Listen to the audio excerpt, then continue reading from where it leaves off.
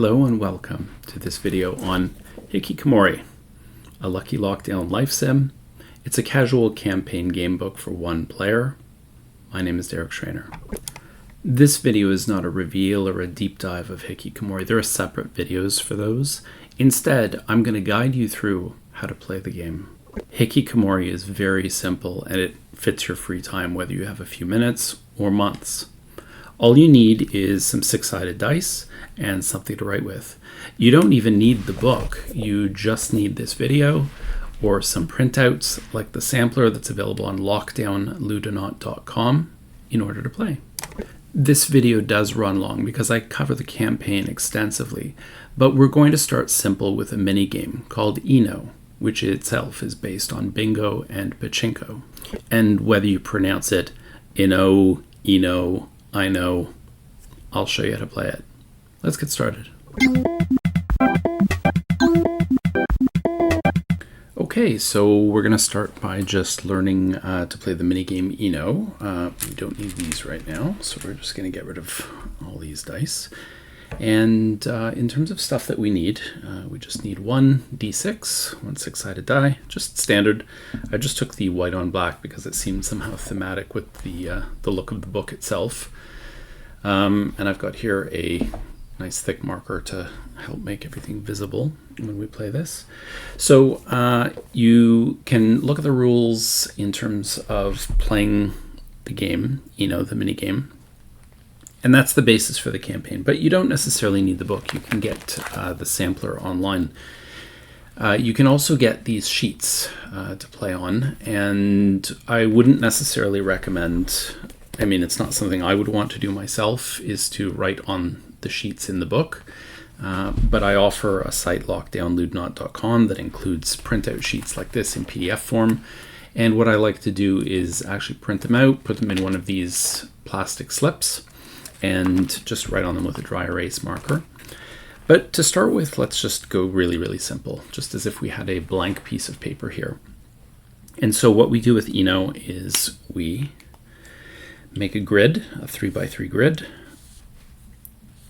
just as if you were playing X's and O's, noughts and crosses, tic-tac-toe, whatever you want to call it, so that you've got 3x3, and then a single die to start with.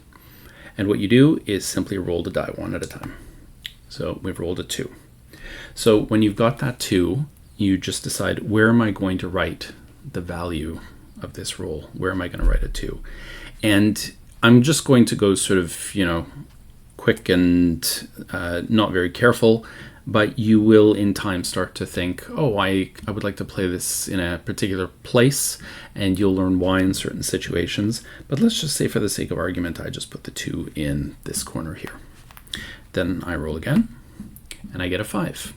So now I'm going to put the 5 somewhere else. Now, because the 5 is different, you might in time start to think, oh, I want to put this 5 in a particular place, that's far away from the 2, or maybe you have a certain way of playing that teaches you where you want to start putting things. But for now, I'm just going to put it here and just play kind of randomly. 3. So I'll put the 3 here, and a 4, and I'll put the 4 here. And again, no particular strategy to the way I'm doing things, but now I get a 5 again. And now I am going to start thinking a little strategically. I know that ultimately what I want to do is make lines of circled numbers, and that's a little different than the numbers being the same. We'll talk a bit more about that later. But I know that I want to put the 5 in such a way that I maximize my chances that I can make a line. So I would think, oh, maybe I'll put the 5 here in the middle so that I have a better chance of getting this line, or the 5 here, or the 5 here. But it would be less helpful, probably, if I were to put it here or here, on the top middle or on the right in the middle. So for the time being, I'm just going to put it in the middle here, the center. Oh, 5 again. But I don't have a place to put 5 in a row. So what I will do is I will just put it somewhere else. Maybe I'll put it here. Oh, another 2. So I'm going to think the same thing. Where are my chances to maximize getting a line here? That's a very messy marker. And then a 3. And because I have a 3 here, I will put a 3 here. And the last thing that I fill in is a 4, and I will put this in here. Now, it could have been any number, and it doesn't matter, obviously, that things repeat, that I have 2 2s or 2 3s or 3 5s or whatever. What's important to look at now, setting aside the die, is how many different numbers there are. So we see, for example, there are no 1s, but there are 2s, there are 3s, there are 4s, there are 5s, there are no 6s. So we know that we have 4 different numbers. We have 2s, we have 3s, we have 4s, and we have 5s. It doesn't matter how many of any of those numbers. That gives us the number of rolls that we have now. Just because we've placed these things doesn't mean that the minigame is over. It doesn't mean we've lost because we can't make any lines. What we're trying to do now that we've built the board is we're now going to roll to circle numbers. So I'm going to get the die again and start rolling. So the first number that I roll is a 3. Once I've used up all of these 4 rolls, I'm done. On the other hand, if I haven't won, then I've lost by the time these 4 are done. But if I do win before I've used these 4 rolls, that's okay too. Then I can still win. Anyway, the first roll is a 3, so I'm going to circle all the 3s. You don't have to circle just one. You can circle everything. There's no other 3s, just these 2. And that's pretty amazing because this gets us almost a full line of 3s. All we would need in this case is to get a 2, and then we would have a complete line and we'd win this game. So let's hope that in 3 rolls we get a 2. A 1. Ugh, that's a bad roll because that means we can circle nothing, unfortunately. Now a 5, that's very good. So we get a 5 here, and we can circle all the 5s, and do you see what I see? Now we have 3 in a row. We've circled 3 things. Even though it's not 5, 5, 5 or 3, 3, 3, because those numbers have come up, the 3 and the 5, they have all been circled, and we make 3 in a row, meaning that we win this minigame. We don't have to bother with doing this one at all, because we've already won. Now, as you play the game later on, and rules advance and rules change, you may find that there are certain things that come up. For example, it may be that you have a very advanced form of the game where everything in the line has to be the same number. So it would have to be 5, 5, 5 in order for this line to be to qualify. Or you may find that in certain more advanced boards, you need to have the line in a certain place, like a horizontal line is a pattern that's not accepted, or the bottom row is not an acceptable position, that it absolutely has to be a diagonal line from the bottom left to the top right, or something like that. There's all kinds of different patterns and shapes and positions and things like that. But that depends on later rules. Everything depends on this basic game. You form a grid 3 by 3. You roll 6-sided dice until you fill up every square with a value. And then the number of different values gives you the number of rolls that you have. And then you roll to see what numbers you get. If I had rolled, for example, all 1s and 6s, I would have definitely lost because I would not have been able to circle any numbers. But as it was, I was fortunate here in that by the 3rd of the 4th rolls, I'd rolled enough numbers to form a pattern here. And that's Eno, the minigame. And that's the basis for everything else. Now, remember how I talked about these sheets? This is essentially what we're playing, is one of these squares. That minigame Eno, for example, could represent this. So let's say that we had, I'm actually going to take a different marker here, just because I know from experience that that one doesn't fit very well. Now, what was this? This was 5, 5, and a 3. I'm not going to redraw the entire board, but let's just assume that we had played this on this board. We had our 5, 5, 3. We circled everything. We got our line. So now we've won this minigame. Now, as we're playing through the campaign, if we're playing the campaign beyond just the minigame one-off, we would slowly go through all of these, starting at 1, 2, 3, 4, 5, 6, 7, 8, moving clockwise around this schedule. Each of these numbers represents some different activity. And it doesn't necessarily have to be tied to anything more than in a thematic sense. For example, you might imagine that number 1 is getting up in the morning and brushing your teeth, and number 2 is making your coffee in the morning, a cup of coffee or whatever, or 3 is having breakfast. You'll see more of that in the descriptive text in the book, but from a purely gameplay mechanics standpoint, all we're doing is playing 8 rounds of this mini game here. And again, there are some exceptions to this that we'll talk about shortly. Once you've gone through and you've played 8 of these, you would determine how many between 0 and 8 patterns have you been able to match. So let's say, for example, in all of these 8, we matched 4. Then I would just write a 4 in the middle. Now, each of these sort of grid of grids is called a phase. So I might call this phase 1. And you might think of phase 1 as being AM, the morning. Or you might think of it as PM, the afternoon and evening. And let's say we're playing the first day of 20 days, and we're in the first month. We might, indicate all this stuff, and maybe when you're done, if you've done it with a dry erase, maybe you take a picture of the final result, or maybe you just sort of record the results on a different sheet that I'll show you shortly. But you sort of go around and you find out how many patterns you matched. Once you've filled up this phase sheet, that's half a day of activities.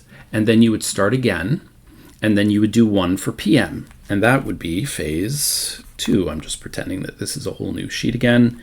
And now instead of AM, what we would have here is the PM equivalent. And again, it's just as simple as playing more games here. And we would play a whole new set of 8 mini games. And maybe that time we're less lucky and we get 2 instead of 4. So we've gotten 2 out of 8 instead of 4 out of 8. That's an entire day. Now, I've often said that what I would recommend is that you don't necessarily play the game tons and tons all at once, that you just play sort of as a cozy activity or sort of as a fidget activity or something, whatever different phrase you want to use. Or what you could do is do something like, if you felt like playing a little bit every day, you could play a couple of these phase sheets each day, 1 for the morning, 1 for the evening. And then what you could do is, there's a separate sheet here that I'll pull out. And what this is this keeps track of some more stuff here. It's called a tally sheet, and it shows you the weeks and the months. So let's say, for example, I was filling this out. We're playing the first month, and you have 1 of these for each month. On the left-hand side here, you can see the work days. Each of the days are listed here. So maybe regarding our past example, let's say we got 4 points in the morning, and we got 2 points in the afternoon or the evening. And then we would just keep track of each week's results this way. So this LHS just stands for lower, higher, sum. There's a little down arrow, a little up arrow, and then a little plus sign here. And then the final points for the day are between 0 and 16. It's possible you could get 0 and 0, but don't worry, there are ways to mitigate against that with special skills, which are sort of like bonus abilities. But there are also different ways that you can score a day. And we'll come back to that in a little bit, but just to give you a brief idea, low, high, and sum are the different ways that you could score. So if, for example, you were playing a part of the book where it dictated that in this particular version of the game, you're going to be using the low score for your day. In that case, the points for the day, if it were the low, would be 2, because 2 is the lower of 4 and 2. On the other hand, maybe you're a little luckier and you're playing a day where you're using the higher of the 2 scores, in which case your score for that day would be 4. The best thing of all, though, would be if you happen to be doing really well and you're playing a game where sum or plus sign, or however you want to indicate it to yourself, it's up to you, you would get 6 for the day, which is the sum of everything you did in the morning and the afternoon. And then you would do this every single day, and that would give you a week.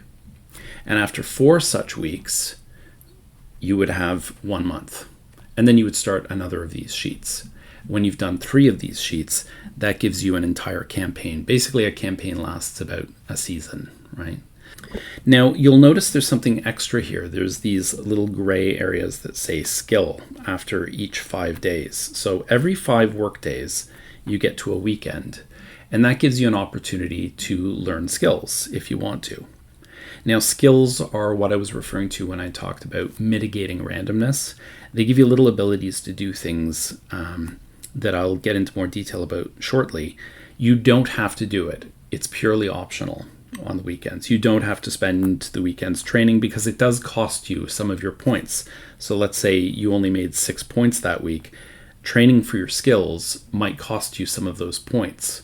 Or maybe it's more expensive than you have points to spend on it, so you just have no choice. You can't, like, if the skill training for that week is 8 points it costs, and you only have 6, then you can't train. But maybe the skill training is 2 points, so you could take away 2 of your points from the 6 and still have 4 left over for other things, and you would learn a new skill on that weekend. Again, it's entirely optional. You could save your points for other things, such as paying expenses, or you could invest in skills in order to hopefully have a long-term benefit to the way that you play the game. Let's say if you're finding certain things too tough, then it gives you a skill. Now, there are ways to get discounts on skill prices, and that involves doing something called resting. Resting means that you don't spend one of your phases doing the mini games at all. So you wouldn't do one of these phase sheets. You would just bypass it and you would rest. And you could indicate that to yourself however you want. Like maybe I spent, Wednesday morning napping, or maybe I spent Friday afternoon napping. And whether you indicate it with, an X or R for rest or N for nap, or however you indicate it to yourself, that would indicate that you were resting that particular phase. You can only rest up to once per day. You can't rest both phases of a day because you can't just sleep the entire day away. So you could do, for example, rest on, each of these days if you want, and then you would get a discount of 4 points on the price of your skill, right? So if, for example, the skill that weekend would have cost you 4 points, then you essentially get it for free. Now, you can't do a thing where if the skill would have cost you 2 points, you spend 4 and you get 2 back. It doesn't work that way. But you would get 1 point discount for each time that you rested during that week, in the week. Okay, I keep talking about skills. Let's look at the skills. I've got them actually on the back side. And this is another sheet that you can print out for free from the Lockdown Ludonauts site. And this shows you sort of a record of what you're purchasing when you purchase skills. The first skill that you purchase is very affordable. It costs you 1. So when you pay that price, you could get that discount I talked about. For example, if you chose to rest once during the week for one of the phases, sure, it means that you play fewer mini games. That's less of an opportunity for you to earn points. But it's kind of up to you to decide, what's the strategy there. Do you want to spend more opportunities to earn points? Or do you want fewer of those, but you take a discount by resting? For essentially what is 8 mini games, right? For one phase, half a day.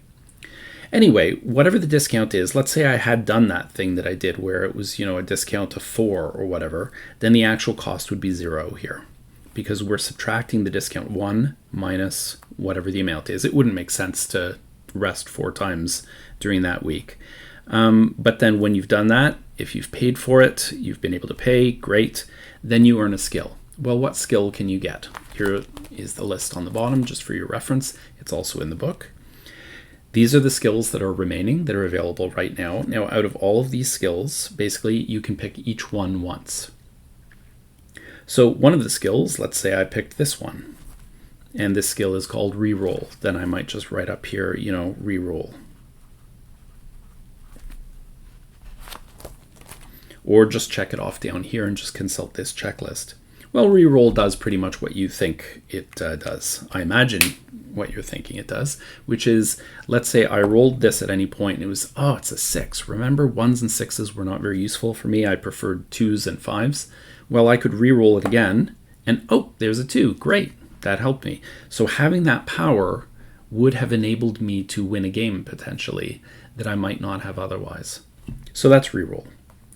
Reroll is similar, but it lets you do so twice, or to roll multiple dice if, for example, I was using multiple dice. And we'll talk a little bit about the circumstances in which you would use multiple dice. But for the time being, we're just using one die for the simplest game. And you could either re-roll a die twice, or you could re-roll 2 dice once. And that's what re-roll does. Rotate means that you can move the outer positions of a grid by exactly one place in either direction. So let's say, for example, we had a board here, a grid, where, we were doing something like 1, 2, 3, 4, 5, 6, 1, 2, 3. I'm just doing this as an off the top of my head sort of thing. By moving the edges, what I mean is that you shift everything down. So now it becomes 1, 2, 3, 4, 5, 6, 1, 2, like so. And the 3 would stay the same in the middle because you want to imagine that it's rotating around the center. And that is rotate 1. Now, if you rotate by 2, what that would have let me do is to move it twice. So instead of the 2 being here, the 2 would move down here, right? And then it would be sort of something similar, right? 1, 2, 3, 4, 5, 6, 1, and then 3. So it's moved 2 notches. And you can choose whether it moves 2 notches or 1 notch to the left or to the right, clockwise or counterclockwise. That's entirely up to whether you rotate 1 or 2, depends on the skill. But whether you rotate clockwise or counterclockwise, it's either direction. Okay. Now, in terms of sliding is a skill that lets you either move one grid column up or down by one position, wrapping over the edges, or if you take slide R for the row, any one grid row moves left or right by one position, wrapping over the edges. So in that case, what we could do is, if we had something, again, very similar, where it's 1, 2, 3, 4, 5, 6, 1, 2, 3, like so. Sliding might mean, let's say we want to slide this one way to the left, then what the result of that might look like is 1, and then this moves left. The thing that falls off the grid reappears on the right side here. So the 6 would go there, the 2 would go there, the 3 would go there. Everything else remains the same. So we get 5, 4, 3. So now the grid has changed, which might enable us to, now we have 2, 2, 4, so we could make a line, something like that. That's if we do a row. If it were a column, we could move things, this way, for example. So the 1, 6, 5 might become 1, 6, 5 in place of this column there. Hopefully that makes sense. Swap basically means any 2 values could be moved around. So let's say, for example, I had a 5 here and a 3 here, and I wanted to switch these 2. Then I could erase the 5 and the 3 and put the 5 down here and put the 3 here, and I would have made the rows of 5s. Now I know you're probably thinking, well, you already had 3 in a row. What does it matter if it's with a 3 or a 5? There are some versions of the game, some rule conditions where those patterns need to have all the same number. But for the time being, we're just playing the simplest version of the game. Tilt has 5 different entries here. Tilt by plus or minus 1, plus or minus 2, plus or minus 3, 4, and 5. And that means hopefully what it sounds like, which is if I roll a die and I rolled a 6, but what I really needed was a 3, if I have the tilt plus or minus 3, then I could subtract 3 from the 6 to give myself that 3. Now keep in mind, it doesn't mean that I could change it to any number I want. It can only tilt up or down by 3. 6 can't turn into 9 by adding to 3, and it doesn't do anything like wrap around and start back at 1 again. What will happen is whatever the number that you've bought is, 1, 2, 3, 4, 5, that's the amount that you can change it by. So if the number was 5, the only thing you could do is create a 1 out of this 6, right? And that might be useful in some situations, but not in others. It's entirely up to your judgment. What you might want to do is start with some of the smaller numbers, such as the 2, so that if I rolled something like a 3, The 2 would allow me to either turn a 3 into a 1 by going down, or into a 5 by going up, +2. But it's up to you which skills you buy. You may find that there are certain situations that keep coming up for you. The dice are not your friend, whatever is going on, and you want a very specific amount that you always seem to miss it just by 1, and it's very frustrating to you. So you really want that tilt ±1. And those are the skills, essentially. So based on what we've done here, you know enough to play for a month, essentially. And that would be an entire one of these sheets. Now, when you get to the next month, and let's say you have a fresh sheet, and we are now in month 2, you might think, oh, okay, so I've played this for a month. I've played all these mini games, and I've done this, 20 times here. How is it different in the next month, or is it just more of the same? Basically, if you know the rules, it's similar, but things will change a little bit. In the next month, in the second month, the rules change a little bit. Remember that when you were doing this, you could just make a line if you wanted, and that was fine. You could make a line in any direction, whatever it was, it didn't matter. If the lines were always the same, like this, or they were always the same but in a different position, it doesn't matter. A win is a win, no matter what it is. But in the second month, things change a little bit. So in the second month, you can't repeat the same thing again. You have to change things up. They have to be different.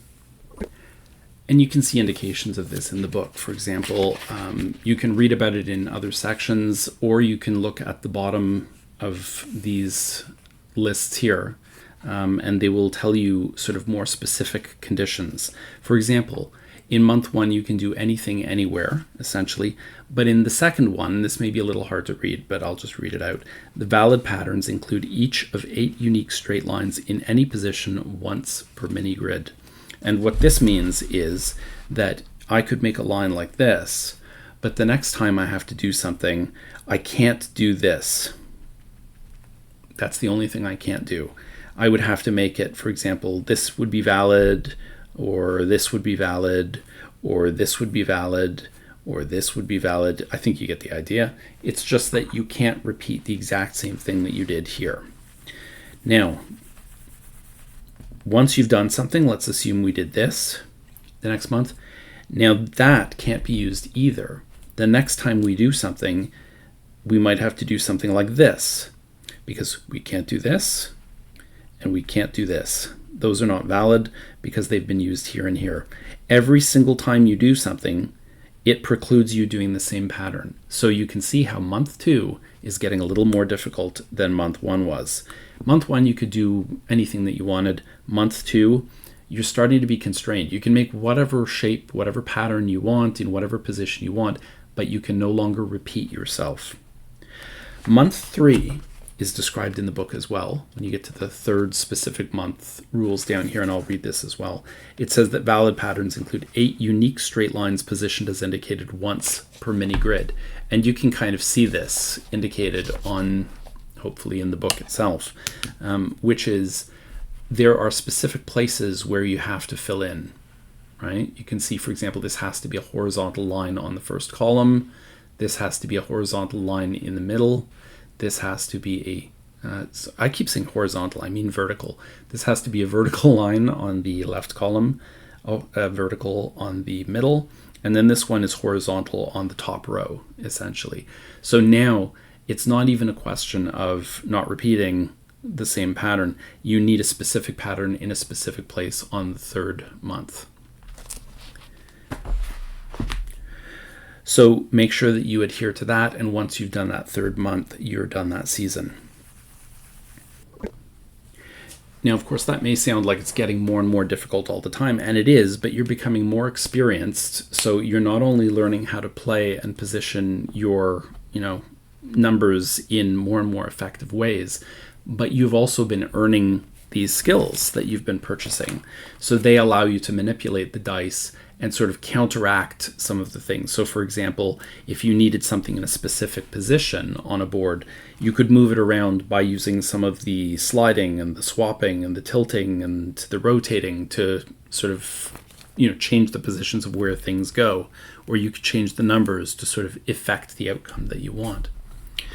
Now, when we talk about 9 dice here, for example, at the beginning, I put these dice away, and I said that I was just going to play a simple game with this die. You might wonder, okay, well, when does the 9 die come into it? This is kind of what happens when you play the campaign. There's an element of sort of variation that happens. Just because you know how to play the mini game, that will tell you everything that you need to know in order to sort of understand this.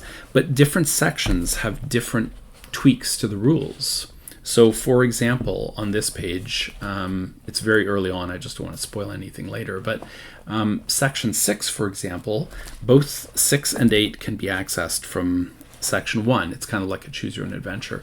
You can go through this and then you decide, okay, am I going to do this day's task quickly, strongly, or wisely? And depending on where you turn to, the rules will change. So whether you chose to do the strong approach and you went to section 6, or whether you chose to do the wise approach and you went to section 8, the rules have changed now. And these little icons indicate how the rules are changing each time. So for example, if I decided I was going to take the strong approach, this will let you roll 1d6. So we would not use these 9.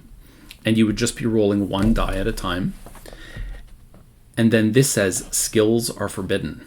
So even if you purchased skills, you would not be able to use them in this case. But one of the compensations is that the score is summed in this one. Remember this plus sign here? It was the same one that we saw here on this record sheet. That means that you add your scores together. So you kind of have a bit of a disadvantage in that you are not allowed to use your skills, and you have fewer dice to roll, and I'll show you why that's important in just a moment. But you have the benefit of increasing your score to a higher amount, likely. However, if you had chosen to do the wise approach, then you would have different conditions. For example, instead of 1d6, you have 9d6, and instead of skills being forbidden, skills are allowed in this case.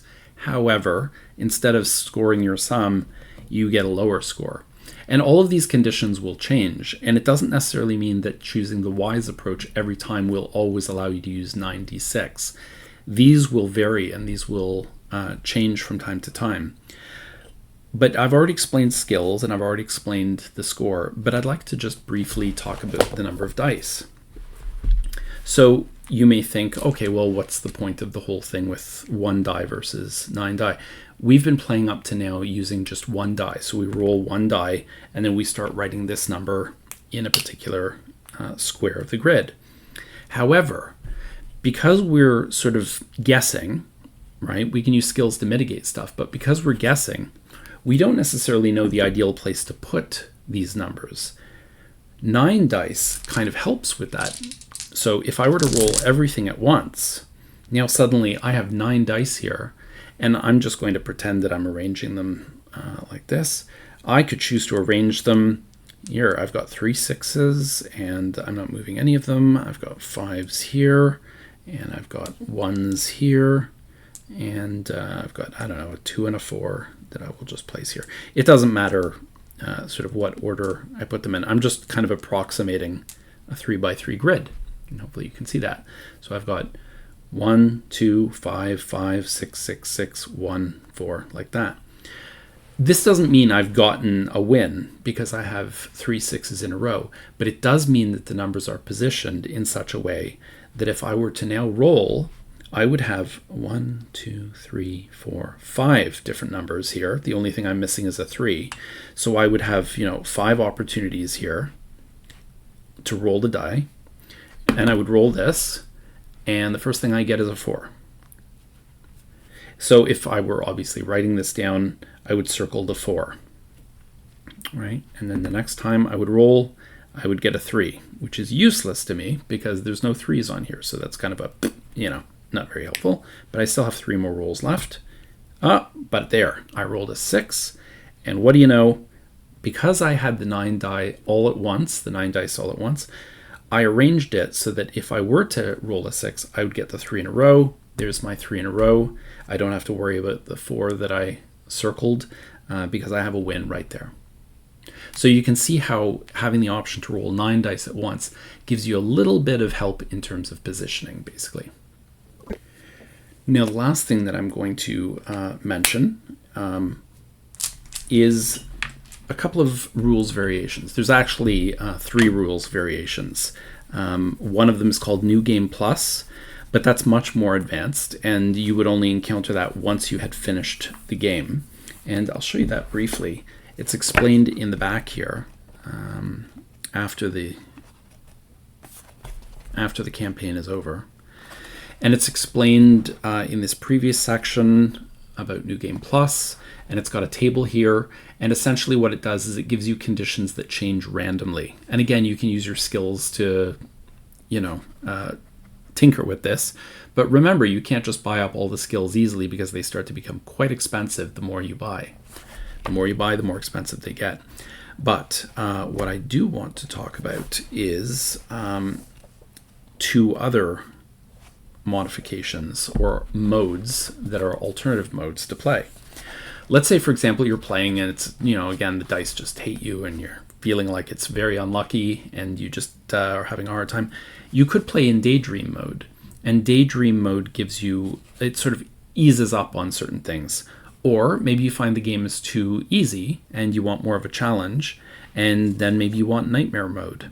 So in Daydream, the base campaign's phase sheets are normally completed from the top right corner, 1 activity grid at a time. And you saw that where we do this, right?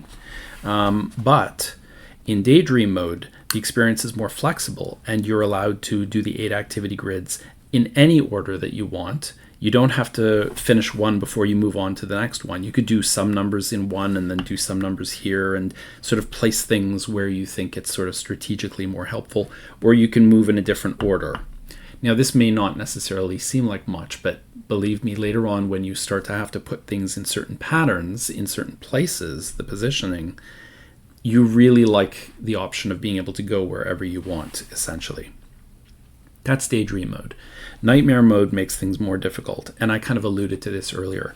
In Nightmare mode, you can't just make lines of any numbers. For example, if we had a 5, 5, and a 2, it has to be a 5, 5, and a 5. So in Nightmare mode, not only is the position important, but the numbers become important too. So it's not just a matter of patterns and positions, it's numbers, patterns, and positions. So to make those patterns, everything in the pattern has to be the same number. Now, whatever number that is, whether it's 1, 2, 3, 4, 5, or 6, the line would have to be 1, 1, 1, or 3, 3, 3, or 6, 6, 6, or something like that. And anyway, so you're tallying up all of these numbers, and then by the time you're finished 3 months worth, you need 300 points. Essentially, you're hoping to get 100 every single month. So once you've finished a month, you're counting up all of your points and you determine, is it month 1, 2, or 3? And then you would write that in for each particular month and then the number of points that you made. And hopefully you made 100 or more. And the reason for that is in order to win the game, you need 300 at the end of the 3rd month. At the end of the campaign, you need 300. Your score winds up being 300 minus whatever, subtracted from whatever your number is. So if you earned 400 points, you would subtract 300 and think of that as your expenses, your rent, whatever it is that you're imagining in this sort of lockdown simulation. Then your score would be 100 points. Because if you had 400 points and you subtract the 300 points, the remaining 100 points is your score. Now, you may not have as high a score as that. If it's lower than 300, you've lost the game. If it's 300, you may have a score of 0, but you've still technically won because you were able to cover all your expenses, so you can keep going. But you may not even have 100 points, for example, because out of the 400 points that you earned, you may have spent many of them on skills, which cost money. And the more skills you buy, as I said, for example, once you start getting up into the higher numbers of skills that you acquire, they become quite expensive, 64 points or 128 points. I mean, it's ridiculous to think of spending 2,000 or more points on a skill. But at this point, you basically have so much power that the game is bending to your control, essentially. But then once you subtract that 300, the remaining points are your total score for the campaign. And that's how you play the mini game and the campaign. Hope that was helpful. Remember, you can find the sampler, including the mini game, as well as downloadable and printable PDF play sheets on lockdownludnaut.com. There you can find further resources, including information on buying the full book if you're interested. Whether you're just starting out with the mini game or you're advancing through the campaign, I hope that this video has been helpful to you. And if so, please like, share, and subscribe to keep in touch with information about this and other game books I produce. And if you have any other questions or comments, please feel free to let me know. My name is Derek Schreiner. Take care.